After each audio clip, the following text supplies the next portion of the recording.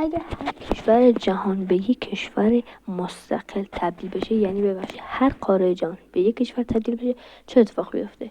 با من همراه باشید که ببینیم در این ویدیو چه اتفاقاتی میفته. لطفا قبل از اینکه ویدیو رو شروع کنیم لایک کنید، سابسکرایب کنید که بریم برای ادامه ویدیو.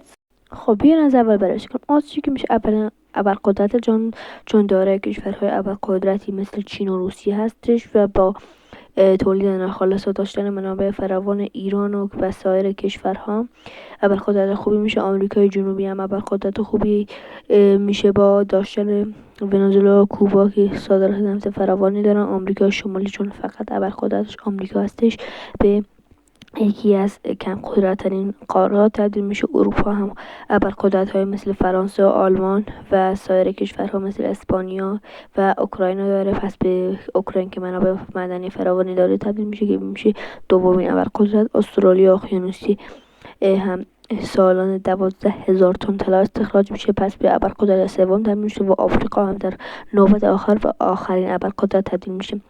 آسیا با ابرقدرت شدن میتونه اروپا رو فتح کنه و به کشوری شکست ناپذیر تبدیل بشه. بعد از اون سراغ آفریقا میره و در نهایت تمام کشورها رو میتونه بدون دخالت هیچی و بدون درگیری فتح کنه، چون آسیا دارای معادن بی‌پایانی هستش. در نتیجه آسیا ابرقدرت جهان میشه. اگه همچین اتحادی اتفاق بیفته، تمام کشورهای جهان دچار جنگ میشن و جنگ جهانی سوم رخ میده که روسیه از این بابت خیلی خوشحال میشه، چون میتونه ابرقدرتی جهان رو به دست بگیره.